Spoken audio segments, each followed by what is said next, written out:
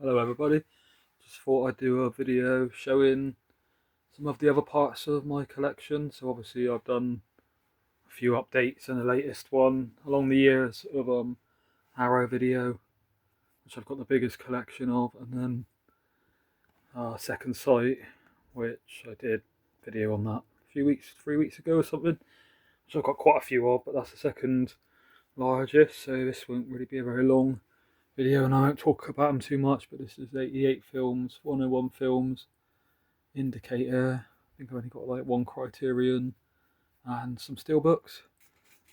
So let me move around here a bit.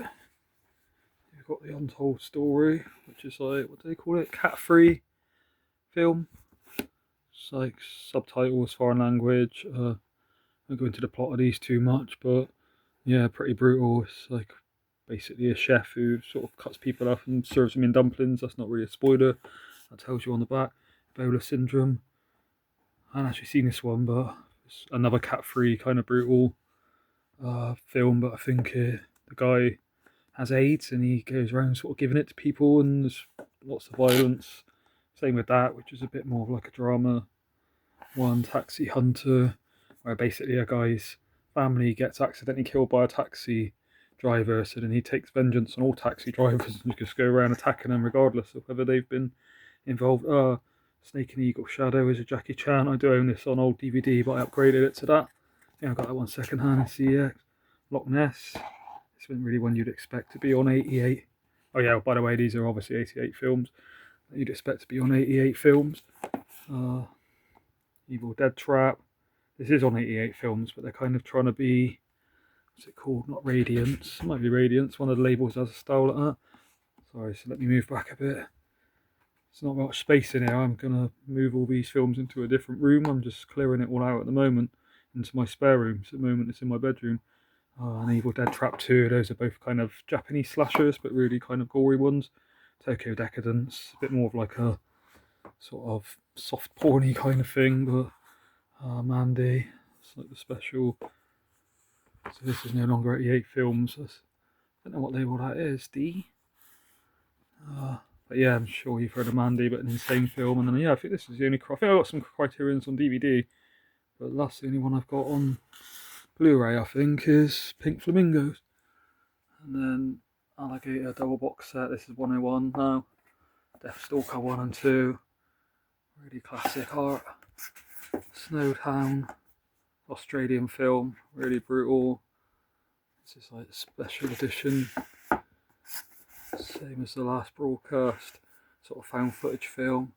Move back a bit, like I say, it's kind of hard to get an angle because there's stuff right behind me here.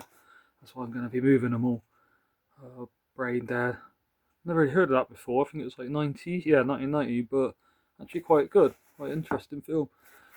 Toy Soldiers, is this still all 101? And Sinbad with Lou Ferrigno, really cheesy but enjoyable. I used to watch that as a kid. And then Bruiser on Indicator now.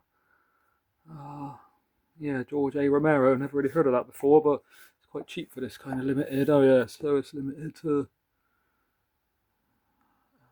791 of 2000. And then got a Indicator of the Seventh Voyage of Sinbad, the Golden Voyage of Sinbad, Sinbad and the Eye of the Tiger. Those I used to watch as a kid. Well, I still really like Ray Harryhausen's stop motion style. Like, in a way, it's doesn't really age. Like, you know, CGI from like 20 years ago looks a lot worse now than those kind of creatures made out of like plasticine and stop motion from like 60 years ago or something. And then Steelbooks of Alien, one of my favourite films.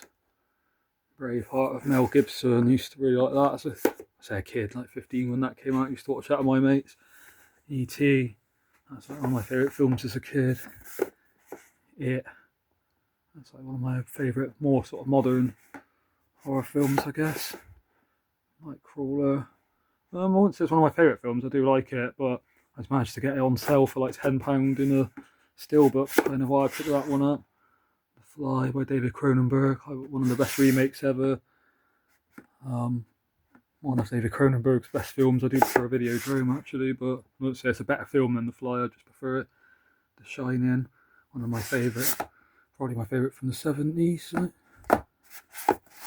The Thing, which is like my favourite film ever, just because you can go back and watch it so many times, and no matter how much you study it, you don't really know, without spoiling it, who the Thing is all along in certain parts and who it ends up being. And John Carpenter made it in a certain way that it's not even that he didn't know, and it just, you know, ends, what's the word, ambiguously. It actually is like woven in such a way that it just is confusing, and then it does have red herrings, and you're kind of not meant to know, and that's partly why the film is so rewatchable, I think. But oh yeah, one more. This one I think I got for £1 on like a crazy sale in some like shop. I don't think it was HMV, maybe it was like FOP when it was closing down in my area. But yeah, not one of my favourite films, but really well acted and good script and stuff. So yeah, I think that's all the other sort of special editions I got. And then I think I showed this before, Hellraiser DVD box set, which is quite hard to get now. Anchor Bay, I think it is.